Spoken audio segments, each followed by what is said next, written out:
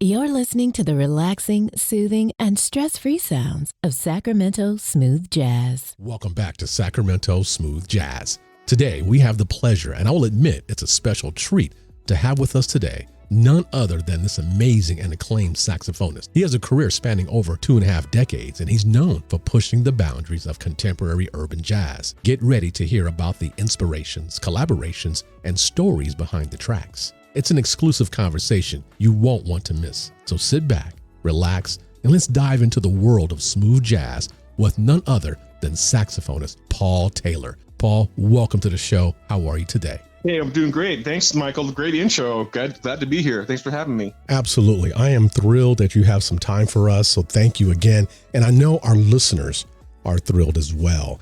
You know, I go back a number of decades listening to what you put out back in the 90s. I still listen to Exotica even to this day, as well as your current offerings. So thank you for what you're doing. But let's do this. For those who don't know, take us on a journey and explain why the saxophone was your instrument of choice. That's an interesting story, Michael. I will tell you that, growing up, I was 7 years old. I have a younger brother named Bentley. He was 6 years old at the time. And it was a matter of my parents, and anyone has kids, most people, some, not all, but they'll get their kids in, some kind of organized activities. It could be football, baseball, sports, whatever. So for us, I guess they came in one day and asked if we wanted to play music. And we were like, sure, little did we know what would go into it, but we said yes. And so they got us into like a youth band in Denver, Colorado, where we're from. Denver Youth Musicians, Gold Sash Band. We were in the music, and then they had like all kind of organized activities and different grades of levels of the band: beginning band, intermediate band, Gold Sash Band. And we do fundraisers, selling stuff to raise funds for our trips. And we had marching bands and different things like that. And we had uniforms. And then through that, we learned all fundamentals of music growing up, how to read it, how to write it. And so how I played the saxophone is on the first meeting, band director looks at your stature, your size, and we're going to start you on the saxophone. My brother, you're going to start you on the clarinet. And that's how basically I never picked the saxophone. The guy picked it for me. So. Wow. Well, hey. How fortuitous for your instructor to select the saxophone for you. And here you are, decades later, internationally known, just an amazing recording artist with a bevy of hits to boot. So, hey, it's fortuitous, and we're all grateful for your instructor. You got to say that it's kind of serendipity that he kind of picked it, and then obviously I kept with it, and then later on grew an affinity for it and doing it. So yeah, that was definitely, I think his name was Jack Stevens. He was the band director. Bless his soul. Wow. And now today, here you are, man. Just decades later, doing your thing internationally. Just a fantastic career overall. So I guess a lot of credit is due to that instructor overall. Now, the pandemic brought about unique challenges for every musical artist. How did this time of uncertainty and reflection impact your creative process and contribute to the birth of your latest project, and now this? Well, Michael, definitely it affected a lot of people, and it affected me as well. And also in some way, my producer, Dino Esposito, a long-time relationship with him. And, we've always been used to working remotely because we live in different states. I live in Las Vegas, Nevada. He's in California. Initially when we're working, we're exchanging files and stuff like that. So when COVID hit, the only difference, we exclusively did it virtually. So we never really, in the past, before COVID, we would, do some virtual stuff. And then eventually I'd take a trip to California a few times and go to a studio and get in the same room, and then you hash it out through there and do recording and stuff. But this time through the COVID, it made it different that we did it totally, separate. And so that had its challenges at first because equipment wise and technology wise, I had to kind of make some changes on my setup at my studio. Once we all got that sussed out, hit the ground running and just made some great music as always, and just trying to do the best I can each time, wherever that is, pushing the boundaries or whatever. That's just the way I feel music and the way we kind of vibed off each other. And so that was kind of the way we did it with the COVID period. Now, with respect to how and now this came to be, obviously, I've listened to it. I know a lot of our listeners have listened to it as well. It's a wide range, I say. You got some danceable grooves in there. You got some pop, some electronica vibes in there. You and Dino, you guys had this collaborative process, as you indicated, exchanging digital files, and you having the upgrade on the setup on your end. When we're having to upgrade and update and collaborate, sometimes things can be a little frustrating, but when the vision is at hand, you just got to go for the sound that you're looking for, the sound that you're looking to do and collaborate. How was that process overall? What was that like? Pretty much like that, just a couple of obstacles at first. Like I said, with equipment wise, I had to make some little changes and just kind of go around that and keep on moving. And so it didn't take long to conquer that. Once we got that happening, we exchanged files in the sound and the sound quality and bandwidths and all that. And after we got that, it was just like, that's my guy right there on the other line of the phone. Somebody will be on the phone and doing it and online. And we just do our thing, man, and just not let anything happen. This is a new project. Always looking to do new stuff. And I'm always, happy for a new CD. And that's what I live for and do my music. And so we just go at it like any other one. And it was kind of trying times knowing that we really couldn't get together again on this one. But we just made the best of it and kept on going. Now, with respect to your current project, one thing I've noticed that you got some track titles on this album, and it seemed to resonate pretty deeply with the music emotions and intentions. I'm curious about the story behind the tracks of Seize the Day and One Step Closer. Can you take us through that storytelling process? What's the energy behind that brings those two, or any ones that you can think of? What's your mindset going into creating these tracks? Michael, I'll tell you, I'm getting a CD cover here with my hand so I can just kind of glance at it. Basically, generally when we're writing, and then it's a labor of love, of course. And then sometimes the hard part is afterward, just finding a name of the song or the creation we're doing. Sometimes it's the thing names itself. Oh man, this sounds like yada, yada, yada. Okay, let's roll with that. That's the name of the song. And then sometimes you're like, oh man, I can't really pigeonhole a nice title for this. So we just kind of go through some stuff and look in dictionaries and just basically it goes down to what it reminds you of, how it resonates in your mind, on your soul. Let's see, on Seize the Day, so in Seize the Day, since Dino and I rewrite the songs together, so we coin a good name for it, and sometimes I'll do it most of the time. And so I believe on Seize the Day, I think I named that one. And, Seize the Day is just a really kind of cool, upbeat, really hard hitting, really funky kind of song with the saxes right up there and the high register a lot of the times, and has a lot of really good syncopation in it and stuff. And so it's just captivating. So it makes you just kind of energizing, want to get out there and just grab it and just do it, whatever your day is, and just seize it, so henceforth Seize the Day for that one. What was the other one you said? One Step Closer, or? Yeah, One Step Closer. That one is it's a little more mid-tempo, and it has a really interesting, the mid-range of it has a really dense kind of a pad sound in it that everything rotates around it. We kind of came in that title looking back on the in the past, the pandemic stuff. Everyone has to met with this obstacle of doing the project. There's an obstacle because we all can't get together in the same room because this pandemic virus is going around. So we had to find a way, i.e. find a way to get it done. So this song kind of captivated that thinking in mind. So we called it Find a Way. I've noticed that, especially over the pandemic, a lot of artists, they were motivated or inspired to Seize the Day, or continue forth and they have all these different titles that says, hey, let's move forward. And the common theme is, don't look back, keep forging ahead, don't give up, cave in, or quit kind of mindset. And so I'm noticing that amongst a lot of artists. Now, speaking of artists, you've had an opportunity to perform on the stage with various artists all over the globe, diverse tours. How did those collaborations influence your own musical journey? And, how does that, when you're meeting with so many people, I'm sure there are influences overall. Could you share a couple of those maybe? I know you've done I can go down a list here. I have a list, and I know it's a lot of fun. Oh, absolutely. It's really fun. Sometimes you never really know what you're going to get. Sometimes you just I just go in, head first. And whenever the collaborations present themselves, whether it be on a show, usually it's on a show or a tour, or in the studio, working on a song, for recording, usually it kind of comes like forth from the management and label, and hey, once you work with this so-and-so person, so-and-so, you cool with that? Yeah, cool. That sounds like a good fit. And so, as I said, I just go head first in doing so, and pretty much everyone in our format is really nice. And I just go head first with it, and let me see what I can think of, any unique stories that come to mind. I've been to some really nice tours. What I can think of right now is, I just did I think on my 7th CD, Ladies Choice. The Ladies Choice CD got like a #1 Billboard, my first #1 Billboard kind of spot for the album. That featured a bunch of female vocalists, Regina Belle for one, Terry Dexter, LaToya London. So anyway, we had like a little reunion with Regina Belle, maybe like just last month. I played a show with her, and I also played a show with her earlier in the year at Seabreeze Jazz Fest. So we kind of got to reunited with Regina. So that was really cool, getting back together with her. And we did just one show like years ago after when Ladies Choice came out. And then, but as I said, like just kind of coming full circle with that, working with Regina again. And it was really cool, and that we're both still doing it, and joining forces on that. I've worked with maybe Norman Brown Summer Storm, a couple of those tours with Norman Brown, and it would be like Norman, myself, Shantae Moore, Alice Bugnon for one of them, and a couple of those like that. And just really meeting everybody. And I worked with Norman many times, so we're buddies and stuff. And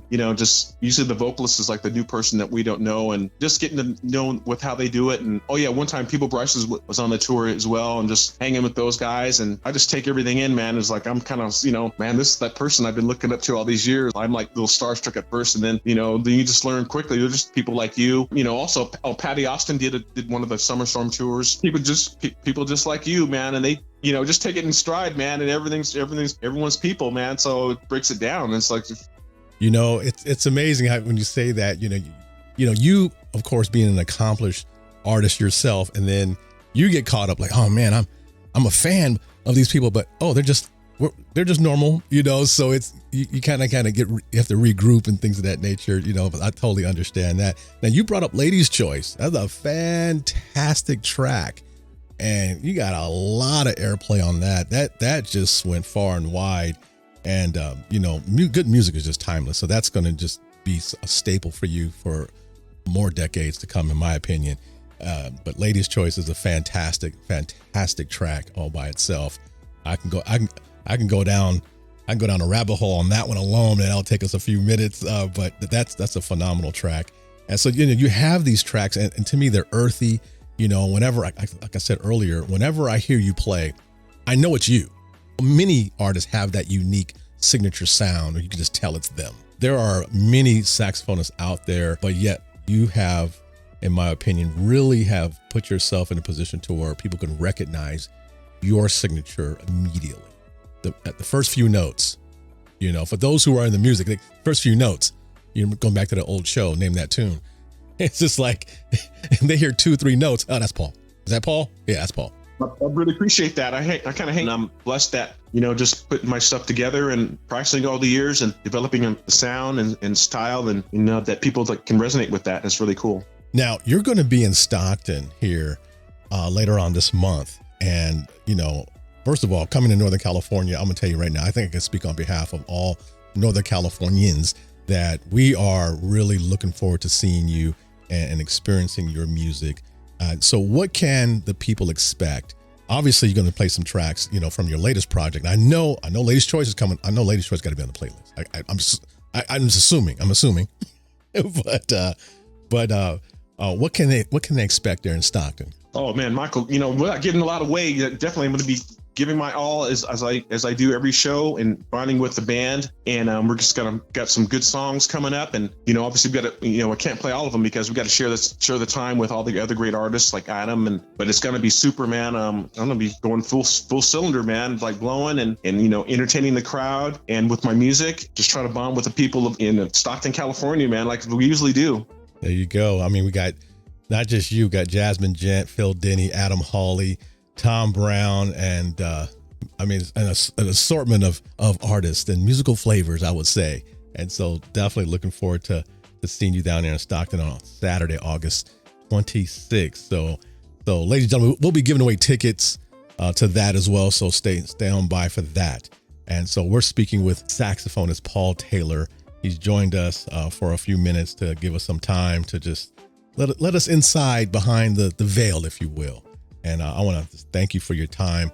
There are times where I'll ask an artist, is there a particular song that you find that you seem to play a little bit more of in various concerts? But I can kind of will it down. Like there's a few, like, of course, I always have to play No Brainer, got to play Pleasure Seeker, got to play Exotica, each time. So I think those two at least stand out. And sometimes I'll give Exotica a break sometimes. And, but definitely, of course, those three Ladies' Choice as well. So, any given time I'm going to be playing those three in some form of another in concert. So because of just people resonate with that and got to bring it, man. Like, oh, you didn't play that song. What happened? What's going on? You got to bring, that's your calling card. You got to kind of play that. So yeah, we both know that you can play every song that you can think of, and then someone's going to say, how come you didn't play this one other song? Right. There's going to be always something like, okay, yeah, I just played I played 11 songs. Okay. Exactly. Now, before we get out here, how can people reach you online? Social media, websites? How can people connect with you? Oh, absolutely. I'm on pretty much all the platforms. I'm on, of course, Facebook. I'm on IG, Instagram, which you reached out on me on Instagram, and that's how we hooked up today. I'm on Twitter. Now, I just know Twitter's called like X now. Like I looked on my phone, and all of a sudden, where's the Twitter icon with the bird? And it's like now they changed it to X. So I'm on Twitter as well. I'm on LinkedIn, and so those main ones I am on.